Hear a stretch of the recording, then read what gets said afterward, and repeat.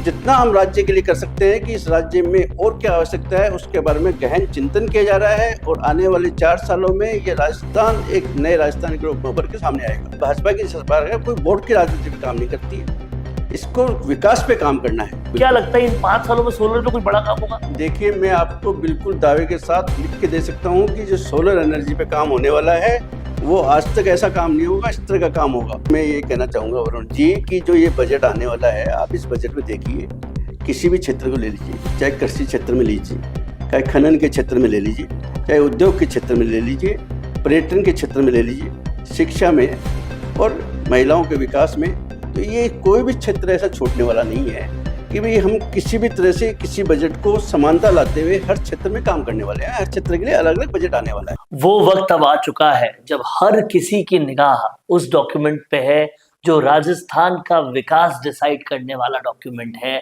जी हाँ, बजट राजस्थान का जो है उस पर हर किसी की निगाह है, क्योंकि ये बजट अपने आप में बहुत स्पेशल होगा। ये बजट हो रहा है राइजिंग राजस्थान होने के बाद, ये बजट आ रहा है तब जब मुख्यमंत्री वित्त मंत्री नहीं है और दोनों अलग अलग डिपार्टमेंट्स हैं। ये बजट आ रहा है तब जब मुख्यमंत्री वो महिला है जो उस परिवार से आती है जो राजस्थान का विकास सरकारें बनने से पहले से देख रही है। तो अब देखना होगा कि कैसा ये बजट होने वाला है और क्या क्या मिलने वाला है। और इस पर बातचीत करने के लिए आज जो मेहमान मेरे साथ हैं वो भी बहुत स्पेशल हैं। मेरे साथ दिनेश पोद्दार जी हैं। इनके इंट्रोडक्शन में मैं ये कह सकता हूं कि ये भाजपा के वित्त संभालने वाले कुछ बहुत इंपॉर्टेंट लोगों में से हैं, और न सिर्फ वित्त को संभालते हैं, फाइनेंसेस को संभालते हैं, बल्कि जितने भाजपा कार्यालय बन रहे हैं पूरे राजस्थान में उनकी फैसिलिटीज को भी संभालते हैं। तो वित्त के बारे में इनसे अच्छा गेस्ट मैं और नहीं ढूंढ पाया। और सबसे बड़ी बात यह है दिनेश पोद्दार जी की खुद एक उद्योगपति भी हैं। उद्योगों को कैसे चलाना है ये बहुत ही माइन्यूटली जानते हैं। सर, बहुत बहुत स्वागत है आपका। धन्यवाद।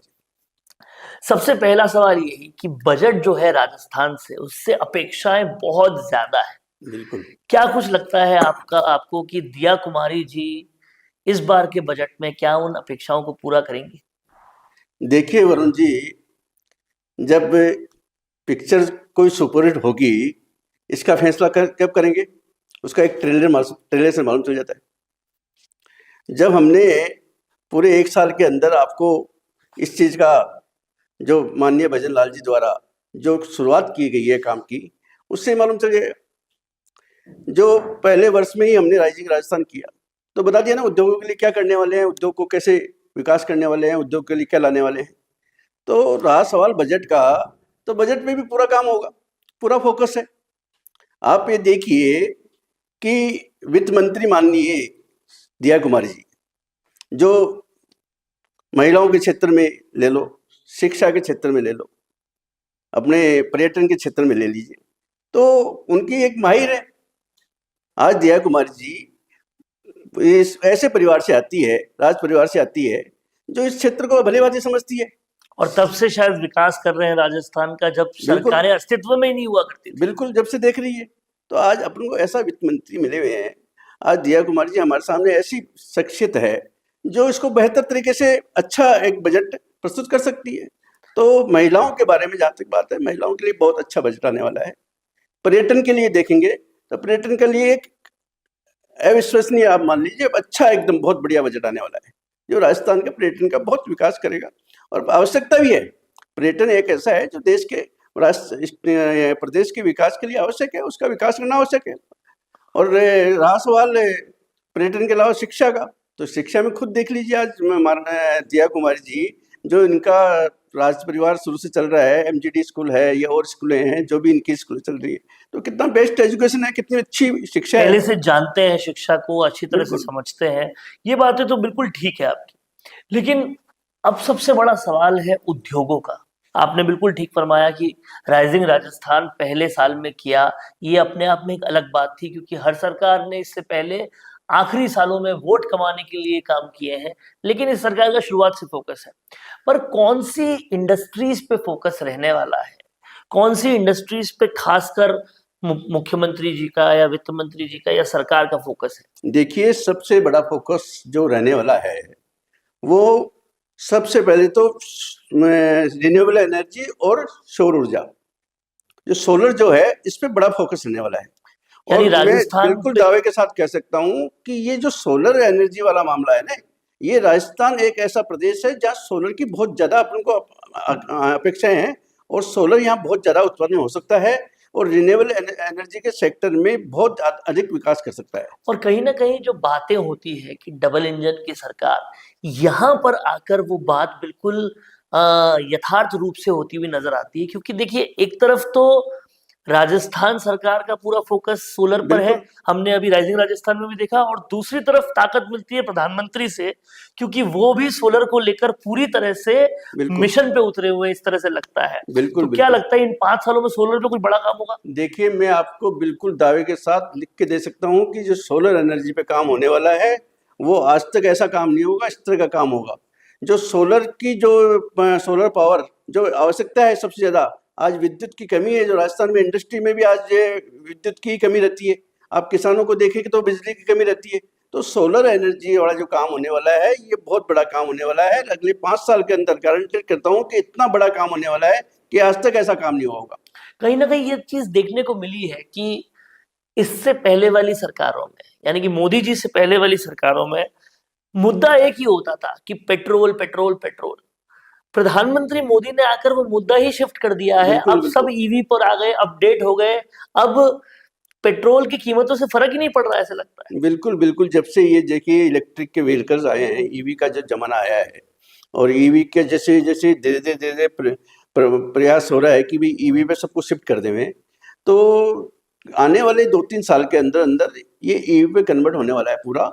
और देखिए, जैसे ही ईवी पे कन्वर्ट होगा तो अपन को एक तो पेट्रोलियम की जो दिक्कत थी ना कि इससे पोल्यूशन का खराब होता है, डीजल की जो गाड़ियां हैं उनसे पोल्यूशन और अपना कीमतों एनवायरमेंट में का। भी बहुत ज्यादा है। बिल्कुल बिल्कुल तो इसलिए धीरे धीरे कीमत में भी बहुत समानता लाई जा रही है, और ईवी पे बड़ा फोकस है। और मैं तो दिनेश जी आजकल एक बिल्कुल अलग तरह का वातावरण देखता हूँ कि एक तरफ तो लोग पहले किया करते थे कि पेट्रोल 100 रुपए हो गया, 200 रुपए हो गया, इस तरह से डर हुआ करता था, बिल्कुल 150 रुपए हो गया। आजकल लोग उल्टे हो रहे हैं, लोग बिल्कुल कहते हैं कि देखिए, हम तो 10 यूनिट बिजली में 250 किलोमीटर गाड़ी चला रहे बिल्कुल बिल्कुल बिल्कुल यही हो रहा है। बिल्कुल ये देख लीजिए ना आप, 1 रुपये 2 रुपये किलोमीटर प्रति किलोमीटर के हिसाब से खर्चा आ रहा हैं। है और ईवी का। मोदी जी ने ये संदेश दे दिया है कहीं ना कहीं इनडायरेक्टली तौर पे कि अगर आप अपडेट हो गए तो कहीं महंगाई नहीं। बिल्कुल आपने सोलर एनर्जी ले ली, ईवी की गाड़ियां ले ली, तो बिल ही नहीं आ रहा लोगों का, बिल्कुल बिल्कुल बिल्कुल घर में बिल नहीं आ रहा। ईवी की गाड़ी ले ली तो बिल्कुल ही जीरो हो जा रहा है, क्योंकि आप जीरो बिजली से काम कर रहे हैं। बिल्कुल मैं ये कहना चाहूंगा वरुण जी कि जो ये बजट आने वाला है, आप इस बजट में देखिए, किसी भी क्षेत्र को ले लीजिए, चाहे कृषि क्षेत्र में लीजिए, चाहे खनन के क्षेत्र में ले लीजिए, चाहे उद्योग के क्षेत्र में ले लीजिए, पर्यटन के क्षेत्र में ले लीजिए, शिक्षा में और महिलाओं के विकास में, तो ये कोई भी क्षेत्र ऐसा छूटने वाला नहीं है कि भाई हम किसी भी तरह से किसी बजट को समानता लाते हुए हर क्षेत्र में काम करने वाले हैं। हर क्षेत्र के लिए अलग अलग बजट आने वाला है। पर एक बात मैं आपसे पूछना चाहता हूं कि अमूमन बहुत अच्छा बजट पिछली सरकारें, जब सरकार खत्म होने वाली होती थी उससे जस्ट पहले वाले बजट बिल्कुल में बिल्कुल देती थी, बिल्कुल ऐसा ही होता था। और वोट लेना एकमात्र फोकस होता था। पर ये सरकार तो ऐसा लगता है कि पूरी अलग तरह से चल रही है कि शुरुआत में ही आपने राइजिंग राजस्थान कर दिया, बजट में भी बहुत कुछ दे दिया ना, जल का सारा काम शुरुआत में शुरू कर दिया, और बड़े बड़े काम शुरुआत में हो गए। किसानों को शुरू सरकार ने आते ही उनका जो राशि देनी होती वो बढ़ा दी। तो ऐसे में इलेक्शन के वक्त फिर क्या लाएंगे आप? बिल्कुल बिल्कुल देखो वरुण जी, ये सब चीजें जो सरकारें जो पिछली सरकारों को आप बता रहे हैं, बिल्कुल यही है। ये सरकार वोट की राजनीति पे काम करती है, लेकिन हमारी जो सरकार है, भाजपा की सरकार है, कोई वोट की राजनीति पे काम नहीं करती है। इसको विकास पे काम करना है। और जो बजट है, जो बजट का मतलब ये होता है कि जो सुविधाएं देना है किसी भी क्षेत्र में हो। कृषि के क्षेत्र में मान लो बात करते हैं आज, तो जैसे मंडियों में है, तो मंडियों में अनाज कैसे आएगा, कैसे जाएगा, कैसे उसको कर सकते हैं कि अपना राजस्थान का अनाज राजस्थान में रहे और बाहर नहीं जावे। तो मंडी टैक्स है और है, तो उसके बारे में विचार कर रहे हैं। तो इस तरह से हर क्षेत्र में, उद्योग के क्षेत्र की बात करें तो उद्योग में आज इंडस्ट्रियलाइजेशन बढ़ेगा अपना, राजस्थान में विकास होगा तो इंडस्ट्रियाँ यहाँ ज़्यादा आएगी तो विकास होगा। तो इसलिए हर क्षेत्र में जहाँ जहाँ इसको दिख रहा है कि हमको भी इस क्षेत्र में ये काम करना है तो उस क्षेत्र में शुरू से ही काम करना है। और एक चीज मैंने और देखी है कि बजट तो आने वाला है, उससे पहले ही SEZ हो, रीको हो या जितनी भी इंडस्ट्रियल एरिया हो, बहुत ही आसानी से बिजनेसमैन को सुविधाएं मुहैया करा रहे हैं, जमीन मुहैया करा रहे हैं।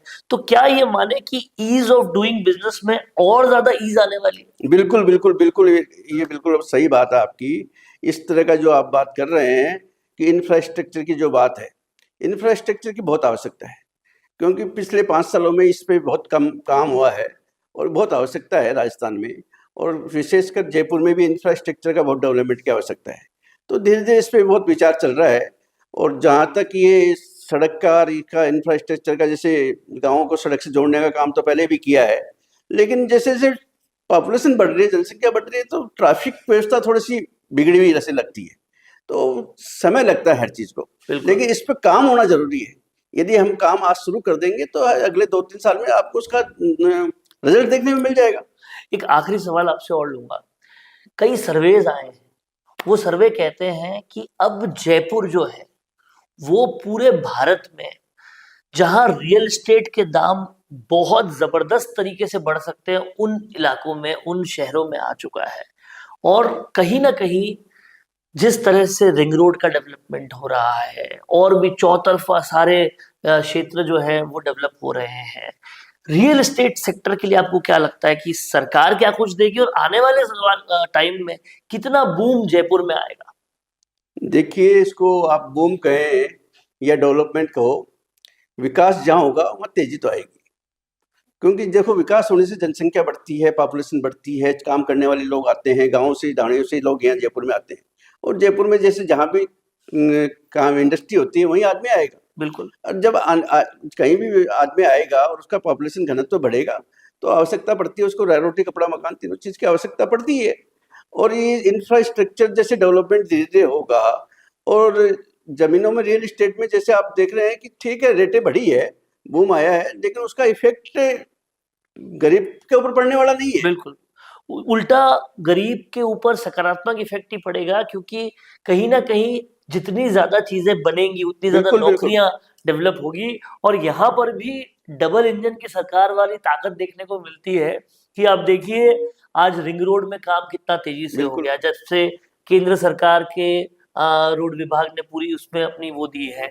अजमेर रोड पे काम कितना तेजी से हो रहा है, जयपुर में हर तरफ चौतरफा विकास चल रहा है, और शायद ये एक सिंबल है कि आगे कुछ अच्छा होने वाला है। बिल्कुल, मैं ये कह सकता हूँ कि जैसे इंडस्ट्री की बात कर रहे हैं, अपन उद्योग इंफ्रास्ट्रक्चर की बात कर रहे हैं, इंफ्रास्ट्रक्चर के डेवलपमेंट से रोजगार में भी बहुत बड़ी बढ़ोतरी हुई है। बिल्कुल। और आने वाले समय में जैसे जैसे इंफ्रास्ट्रक्चर बढ़ेगा उतना ही देश का विकास होगा, राज्य का विकास होगा, राज्य के रेवेन्यू में भी बढ़ोतरी होगी, और जितना हम राज्य के लिए कर सकते हैं कि इस राज्य में और क्या आवश्यकता है उसके बारे में गहन चिंतन किया जा रहा है, और आने वाले 4 सालों में ये राजस्थान एक नए राजस्थान के रूप में उभर के सामने आएगा। तो कहीं ना कहीं इस पूरे वीडियो से आप समझ चुके हैं कि राजस्थान का विकास जो है वो किस रफ्तार को पकड़ रहा है और पकड़ने वाला है, क्योंकि चाहे वो टूरिज्म हो, चाहे वो इंफ्रास्ट्रक्चर हो, रियल एस्टेट हो, इंडस्ट्रीज हो, एजुकेशन हो, सब पर बहुत जबरदस्त तरीके से काम होने वाला है। और ये बजट वोटों के लिए लाने वाला बजट नहीं है, डिक्लेरेशन करके छोड़ दो, जिले बोल के छोड़ दो, ऐसा बजट नहीं है। ये बजट काम करने वाला बजट होने वाला है, क्योंकि शुरुआती वक्त में आएगा और सरकार इसको पूरा करके जाएगी। इसी मंशा से शुरुआती तौर में ही बड़े बड़े अनाउंसमेंट्स होने की उम्मीद नजर आती है। सर बहुत बहुत शुक्रिया हमसे जुड़ने। धन्यवाद। चाहे गुर्जर समाज हो या फिर मीणा समाज, जाट हो या फिर राजपूत समाज, या फिर हो राजस्थान का कोई भी समाज, अब राजस्थान संवाद लाया है इन सभी समाजों से जुड़े हुए वो फैक्ट्स और वो जानकारियां जो आपके जनरल नॉलेज को भी बढ़ाएगा और आपके कंपटीशन एग्जाम्स में भी काम आएगा, क्योंकि इन वीडियोस में होंगी सामाजिक, ऐतिहासिक और रोचक फैक्ट्स और जानकारियां तो अगर आप भी बढ़ाना चाहते हैं अपनी जीके और जानना चाहते हैं अपने इतिहास के बारे में छुपे हुए वो फैक्ट्स, तो ज्वाइन कीजिए राजस्थान संवाद का मेंबरशिप प्लान। ज्यादा जानकारी के लिए डिस्क्रिप्शन में विजिट कीजिए और दिए गए नंबर पर कॉल कीजिए।